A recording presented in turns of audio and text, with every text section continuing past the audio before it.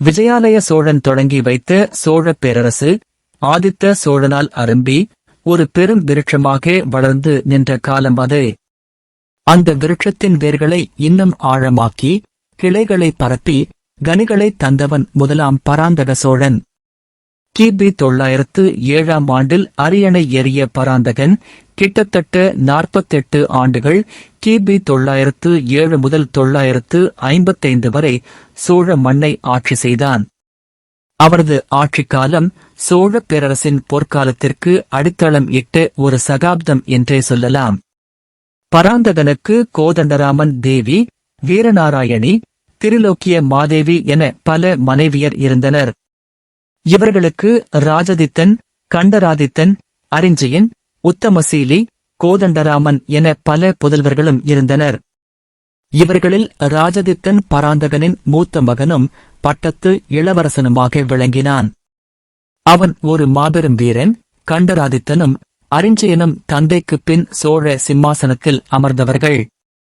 அரசனாக பொறுப்பேற்றதுமே பராந்தகனின் பார்வை தென்திசை நோக்கித் திரும்பியது. தனது முன்னோர்களுக்கு தொடர்ந்து சவாலாக இருந்து வந்த பாண்டியர்களை முறியடிக்க வேண்டும் என்பது அவரது தலையாய இலக்காக இருந்தது. பாண்டிய மன்னன் 2ஆம் இராஜசிம்மனை எதிர்த்து தலையிலங்கானம், வெள்ளூர் போன்ற களங்களில் பராந்தகன் போரிட்டான். அவரது படைகளின் சீற்றத்துக்கு ஈடு கொடுக்க முடியாமல் பாண்டியன் பின்வாங்கினான்.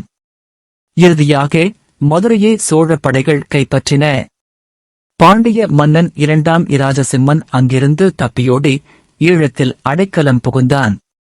இந்த மகத்தான வெற்றியின் நினைவாக பராந்தகனுக்கு மதுரை கொண்டான் என்ற சிறப்பு பட்டம் சூட்டப்பட்டது. இவரது மெய்க்கீர்த்திகள், அதாவது கல்வெட்டு புகழுரைகள் இவனை மதுரை கொண்ட கோப்பர கேசரிவர்மன் என்று பெருமையுடன் போற்றின. பாண்டியன் ஈழத்தில் தஞ்சம் புகுந்ததால் பராந்தகனின் அடுத்த இலக்கு ஈழமாக இருந்தது. ஈழத்தின் மீதும் படையெடுத்து அங்கிருந்த 5ஆம் காசியப்பனுடன் போரிட்டான். ஈழத்தை முழுமையாக கைப்பற்ற முடியவில்லை என்றாலும் அங்கு பெரும் வெற்றிகளைப் பெற்று பாண்டியர்களுக்கு அடைக்கலம் கொடுத்தவர்களுக்கு ஒரு பாடத்தை புகட்டினான். பராந்தகன் தெற்கில் தனது ஆதிக்கத்தை நிலைநாட்டியிருந்தாலும் வடக்கிலிருந்து ராஷ்டிரகூடர்களின் அச்சுறுத்தல் இருந்தது. ராஷ்டிரகூட மன்னன் 3ஆம் கிருஷ்ணனுடன் நடந்த தக்கோலம் போர் பராந்தகனின் வாழ்வில் ஒரு பெரும் சோக அத்தியாயமாக அமைந்தது. இந்த போரில் பராந்தகனின் வீரமிக்கு மூத்த புதல்வனும் பட்டத்து இளவரசனுமான ராஜதித்தன் சோழப் படைகளுக்கு தலைமை தாங்கினான்.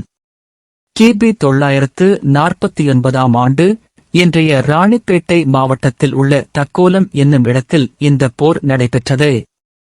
சோழர் படைகளுக்கு சேரர் படைகளும் ராஷ்டிரகூட படைகளுக்கு கங்கர் படைகளும் துணையாக நின்றன.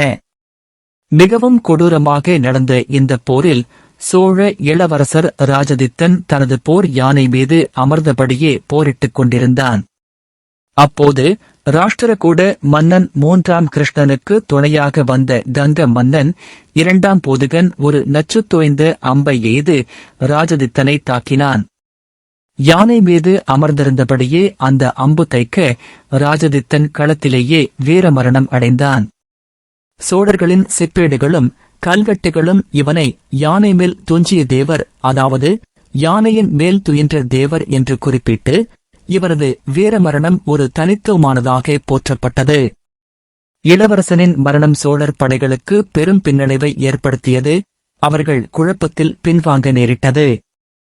இந்த தக்கோலம் போரில் ஏற்பட்ட பின்னடைவு சோழப் பேரரசின் வட எல்லைகளில் சில காலம் தொய்வை ஏற்படுத்தினாலும் பராந்தகன் தனது தளராத மன உறுதியால் சோழப் பேரரசை நிர்வகித்து வந்தான்.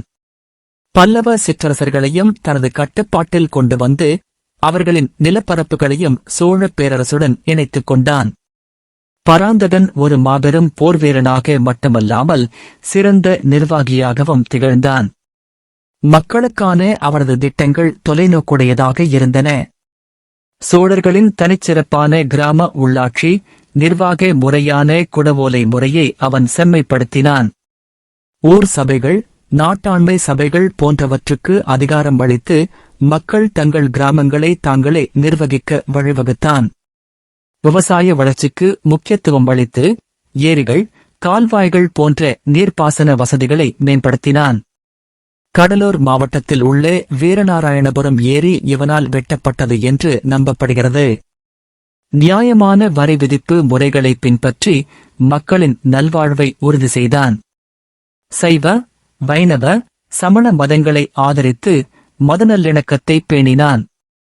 பராந்தகனின் பக்தியுணர்வையும் கலை ஆர்வத்தையும் பறைசாற்றுவது அவன் செய்த ஒரு மாபெரும் திருப்பணி.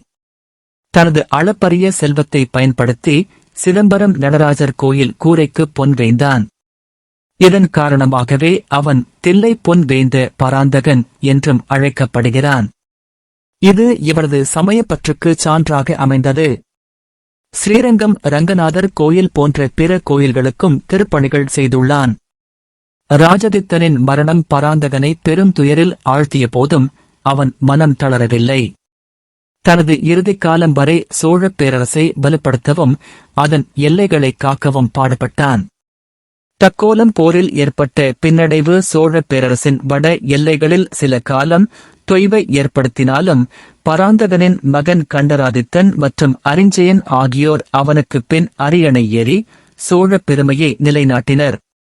இவ்வாறு போர்க்களத்தில் மதுரை கொண்டான், நிர்வாகத்தில் வீரநாராயணன், வீரத்தில் சூரசிகாமணி மற்றும் சங்கிராமராகவன், பக்தியில் பொன் வேய்ந்த பராந்தகன் என பல பட்டங்களுடன் சோழப் பேரரசுக்கு புதிய உச்சங்களைத் தொட்ட முதலாம் பராந்தக சோழன் இன்றும் இந்திய வரலாற்றில் ஒரு மாபெரும் மன்னனாக போற்றப்படுகிறான். இவரது ஆட்சிக்காலம் தென்னிந்திய வரலாற்றில் ஒரு பொன் அத்தியாயமாக என்றும் நிலைத்திருக்கும். பராந்தகனின் நீண்ட ஆட்சிக்காலம் சோழர்களுக்கு ஒரு ஸ்திரமான அடித்தளத்தை அமைத்துக் கொடுத்தது. அவரது படையெடுப்புகள் சோழர்களின் செல்வாக்கை விரிவுபடுத்தியதுடன் அவரது நிர்வாகத் திறமை மக்களின் வாழ்வில் செழிப்பை கொண்டு வந்தது. அவன் கட்டிய மற்றும் புனரமைத்த கோயில்கள் இன்றும் அவரது பக்தியையும் கலை மீதான ஈடுபாட்டையும் பறைசாற்றுகின்றன.